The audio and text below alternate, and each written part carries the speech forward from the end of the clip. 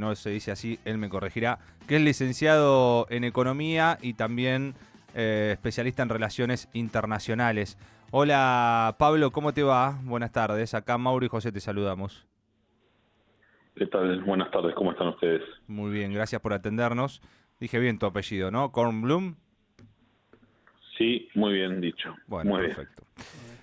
Bueno, un poco hoy estuvimos repasando el anuncio del ministro de Economía esta mañana. Después hubo una comunicación también por parte del Fondo Monetario. Hay una cuestión ahí con el monto, por un lado, con cómo van a ser los desembolsos. En base a tu experiencia, a lo que sabes con este tema, ¿qué es lo que significa todo esto y cómo ves lo que puede llegar a pasar en los próximos días? Eh, Mira, la experiencia indica, el Fondo Monetario tiene su propio interés. El Fondo Monetario vive de la plata que presta y el negocio es ese, prestar plata y recibir, digamos, los préstamos y continuar financiándose permanentemente, en teoría ayudando a los países. Ahora bien, eh, el Fondo Monetario como organismo internacional que es, siempre viendo desde la cuestión macro, lo único que hace es justamente ver números, ¿no? No ver la parte social o ver los costos o tomar todas las variables en las cuales una economía se debe mover, la cuestión productiva, la cuestión cambiaria, la cuestión de tipo, digamos, de gasto social y demás. ¿Qué Ujú. quiere decir con esto?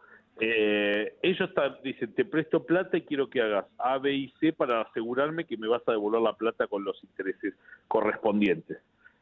Y están centrados en eso.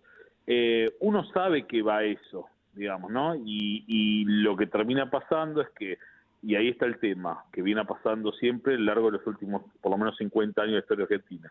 Si ese dinero que se utiliza es para repagar la deuda que uno tiene y o que se utilice para pagar dividendos y fugar capitales con el carry trade o algún otro mecanismo, ese dinero va a ser inútil, pero la deuda va a quedar. Por eso se dice tanto de que pasa de generación en generación. Por lo tanto, digo, si va a haber un programa de gobierno en el cual ese dinero que entre va a servir para estabilizar la economía y generar dólares que puedan genuinamente repagar la deuda, buenísimo.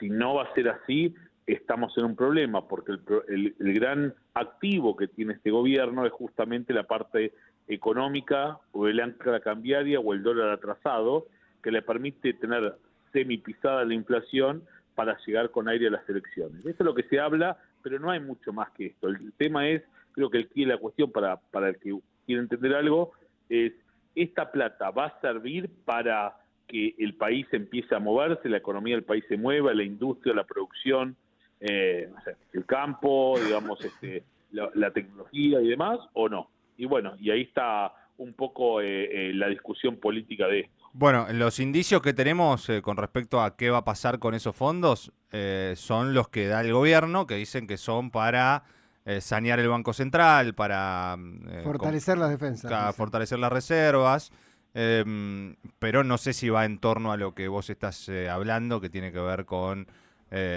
dinamizar la industria o afianzar la economía y demás. Digo, hay ahí una situación en la que también depende de las negociaciones que están llevando adelante, porque otra de las cosas que dice el gobierno es que los fondos son de libre disponibilidad, que el fondo tampoco te va a poner demasiados condicionamientos, que no se va a meter en política. No sé qué es lo que puede pasar con esto. Mira, te digo dos cosas que son importantes acá. Una vez alguien, profesor de economía, me dijo, si querés saber qué va a pasar de acá a 10 años adelante o a 30 años adelante, mirá lo que pasó en Argentina 10 años o 30 años para atrás. Si uno tiene la experiencia, y como profesor de historia económica, la experiencia de lo que viene pasando en Argentina, cuando un tipo de cambio atrasado, y el gran ejemplo es la convertibilidad, digamos, mantener, digamos, esta estructura, digamos, cambiaria, digamos, sin darle un fortalecimiento a la industria o a las pymes, que son las que generan más fuente de trabajo, generando además una apertura indiscriminada de las importaciones, que alguno puede decir sí, pero digamos, los precios acá estaban sobrevalorados porque había un mercado cautivo. pero el tema es, volvemos a lo mismo, volvemos al cómo se hacen las cosas, digamos, ¿no? Y cuál es la velocidad que se hace, cómo se trabaja para generar un mercado sano.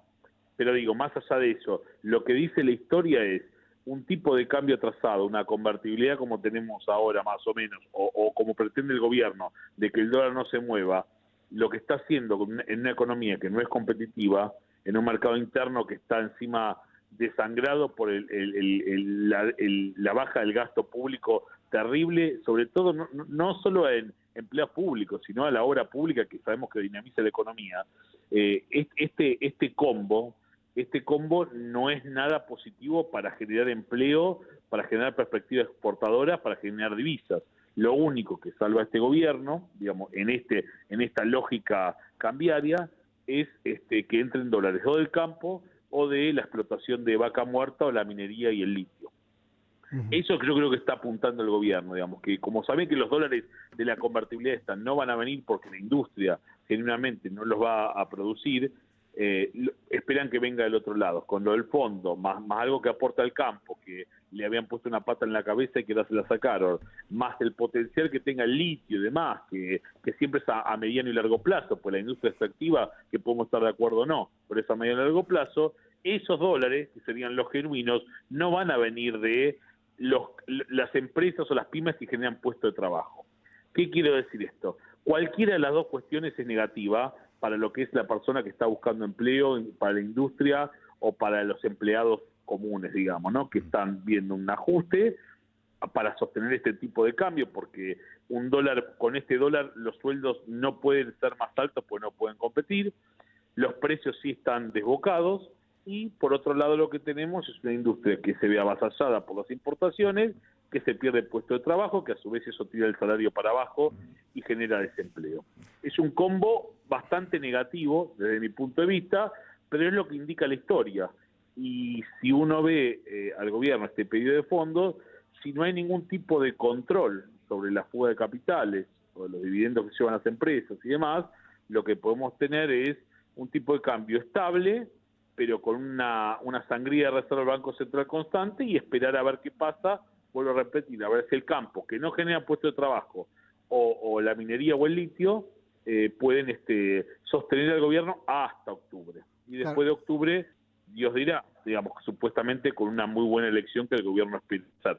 Que vuelvo a repetir, desde mi punto de vista, está anclado en el éxito económico, pues tiene falencias o ruidos o tensiones en otras áreas. Así que yo creo que un poquito ese es el escenario situacional. Sí, digo, a mí me llama la atención, no sé qué te pareció a vos, esta salida casi desesperada. Hasta hace 2 meses veníamos bárbaros, todos los indicadores daban bien, la inflación venía a la baja todo el tiempo. Y después, bueno, esa pata que vos decías, el campo tampoco quiere liquidar, porque ante rumores de devaluación dice que voy a liquidar hoy con un dólar a 1.000 pesos y los voy a poder tener 1.300, 1.400 dentro de un mes. Digo, también esa encerrona hace que el gobierno haya tenido que salir así a la desesperada de algo que el propio Milei, antes de ser presidente, decía era una porquería ir al fondo, ¿no? Sí, todo lo que vos decís es correcto y es así. Lo que pasa que, digamos, hay un par de temas importantes acá. El primero, ¿cuál es el eje, digamos, de la política económica? ¿Cuáles son los causales de la problemática de esta economía bimonetaria, digamos, ¿no? Y tenemos acá que hablar de las élites monopólicas, los que fugan capitales permanentemente, esa pata de la economía que siempre nos hace que cada tantos años nos llevemos un proceso o hiper recesivo o hiperinflacionario.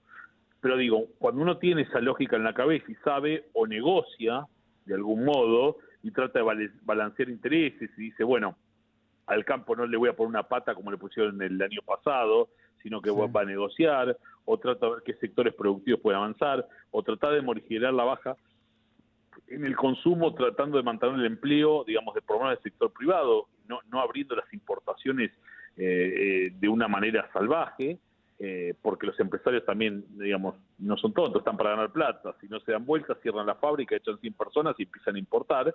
Digo, toda esa lógica, bueno, nada, digamos, los que manejan el gobierno, bueno, obviamente lo tendrían que evaluar, digo, pero lo que uno puede ver, aquí está, es la fortaleza de tener, digamos, el éxito que tiene el gobierno como objetivo casi unívoco es bajar la inflación, destruyendo la parte de lo que es el déficit fiscal, a como sea, sin importar costos productivos o sociales, punto número 1, y punto número 2, es decir, bueno, una vez que tengo esto, yo aplico todo mi programa liberal, libertario, que va desde lo económico hasta otras áreas de la vida de las personas, con consecuencias sociales, porque que cierre el número no debería ser el único objetivo de un gobierno, que el número le cierre, que esté en verde, sino hay un montón de cuestiones que tienen que ver con cómo vive la sociedad, qué valores tiene, qué objetivos persigue y demás. Bueno, en esta lógica,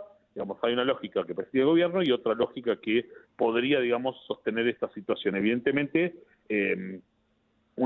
digamos, la falta, y con esto termino, la falta de capacidad o flexibilidad para ver qué políticas se pueden hacer y, digamos, el dogmatismo hizo que estamos ante una situación que, desde mi punto de vista, es bastante complicada. Pablo, muchísimas gracias por tu participación y tratar de aclarar este panorama que todavía genera bastante incertidumbre. También ha tratado el gobierno hoy de generar una expectativa con esto. Pero bueno, te quería preguntar también, para cerrar, sé que vos escribís novelas distópicas, ¿no? Así las describís de alguna manera. ¿Hay algún título para ponerle a este momento de la Argentina que como si fuera una novela tuya que, como vos retratás, cada vez se parece más a la realidad? Mira, dos cosas. Uno, yo primero escribí ensayos y ahora escribí novela distópica, escribí una y otra que se publica justamente el mes que viene, que se llama Los cisnes no solo saben amar, que tiene mucho que ver con la historia, que es el futuro de Argentina, pero tiene mucho de política y de economía, digamos, ¿no? De Argentina a fines de este siglo. Así que al que le guste, pronto lo tendré en ebook para que lo puedan bajar. Y si no, está en mi página. Pero más allá de eso, yo escribí antes un ensayo que se llama La sociedad anestesiada, que es un libro que publiqué hace unos 7, 8 años, y me parece que tiene un poco que ver esto con lo que decía de mirar 30 años para atrás cuando uno quiere ver qué va a pasar 30 años para adelante.